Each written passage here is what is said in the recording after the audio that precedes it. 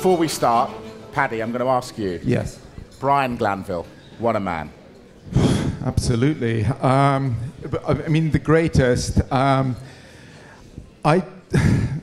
You could talk forever about him, but I actually, I've just started on his short stories, which are vaguely to do with football. I still think that one of his novels, The Dictators, would make, I don't know if there are how many Hollywood film producers are out there, they're probably still celebrating with Wimbledon AFC, but what was that? No, I don't know how they got in. Right. But if there are any Hollywood film producers out there, it would make a great film. It's about Mussolini, and how sexy is that? But I mean, quite apart from his football writing, which is the best, which is my inspiration, and I guess any football writer in this room, he just did so much else. And as I never tire of telling him, he's my boyhood hero. Well said. Right. I said, Michael, that we're going to talk about what's just happened. What's just happened is Leicester City. Discuss. Welcome to the power of dreams, I think. And I know we are typecast as football writers as hard, cynical acts. But there somewhere, deep within us, is the heart of a romantic. And when you look at that, it's a multifaceted story, so many different personalities, and topped off with a coach who is paternal, he's wise, he's unlikely in this day and age, and the greatest and the most unlikely story is Jamie Vardy. I did a book called The Nowhere Men on scouting, and we went to scout Jamie Vardy. He was playing at Forest Green Rovers for Fleetwood Town, and he was the identikit non-league footballer. He had fierce determination, amazing pace, and he had the haircut which looked as though it had been cut by a fly mow. And there was something about him, but all the scouts that I was with they concentrated on his limitations. And the consensus that day was that he'd make a half-decent championship player. How wrong were they? And that's very unusual. And Leicester City is unusual. Yeah, fantastic story. Guillem, we've got new managers from the continent at Manchester City, Manchester United and Chelsea. What sort of effect do you feel they're going to have? Well, it's the most exciting league in the world at the moment. If we don't focus too much on the personalities and we have a look at what they actually are trying to do with the teams, we may actually even learn. We've got the best teachers of the game in a completely different way. I think Jose Mourinho does what he does and does it very well.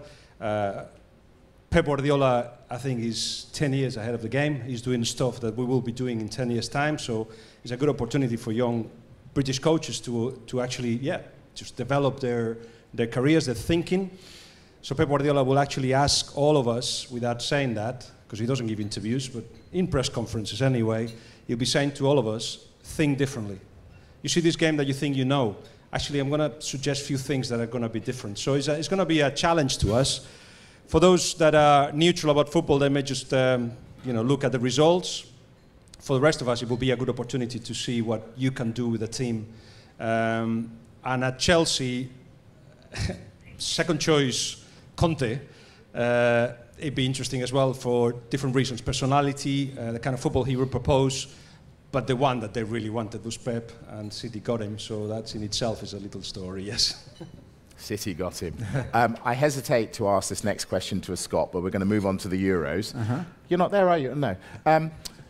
I am. England squad, the makeup. Yeah, well, it's heavy up front. Defence looks a bit wobbly. Would you agree? Yeah. And I think that it's always lovely in football when myths get exploded. I'm really enjoying reading my colleagues, my fellow football writers, trying to explain the England squad in the light of the theory that Roy Hodgson's a boring, unadventurous, dull, negative coach. He's picked the youngest squad in the, not only in the European Championship, but the youngest squad England have had for half a century. And it's also a squad full of flair. It's a squad which has just yesterday lost, in my opinion, 2 players who would have walked into most England squads of my lifetime in Drinkwater and Townsend, who's, I think, the most underrated player, actually not in the Premier League anymore, but he's one of the most underrated players I've ever seen in my life, and would have been a perfect substitute at the European Championship. But he can't get into this team, not because there's anything wrong with him, not because of some of the flaws that English players have had in the past, but simply because you're only allowed 23 players. I'm very optimistic from putting myself in English shoes about this squad. I think England have as much chance of winning the European Championship as Denmark had in 1992, as Greece had in 2004. So don't rule it out. Wayne Rooney, does he start? Where does he play? I think he starts at the, hopefully at the tip of a diamond. I hope he plays Vardy and Kane together in a 2. I think with football is an ageist industry. Now, Rooney is 30, and that's the sort of age where people say to players, or treat players as if they're circus animals who have outlived their usefulness and are just about to be dragged off to the knacker's yard. What Rooney is in the process of doing is evolving, as all athletes do at the highest level. And there are elements of his game that we are only just beginning to see. My only worry with him is the physiology. Will he have enduring years within the team? But he's a different type of player, and I think we have to accept him as that. We cannot no longer look at him as a central striker. He's not a central striker. He is bigger than the sum of his parts to a degree, because the thing that always strikes me, and again, it's an old scouts trick. I went to a game recently, and I just watched him for half an hour. And you learn a lot about players there. You learn their mannerisms, but you watch them off the ball. And what struck me about him was how much he related to the younger, less experienced players in the side, and he was easing them along with him. That's the maturity which I'm sure that Roy Hodgson will use to good effect in France. Final word to you, Guillem. Spain have just had the 2 Champions League finalists. Is this Spain's time again? Doesn't matter, I don't care. We won 2 European Championships and the World Cup. For what, if it's down to me, we could just not qualify for any other competition ever. That's it, we've done it. That's it. So, I don't care. But we're probably going to fail. We've got a young squad, and there is not the...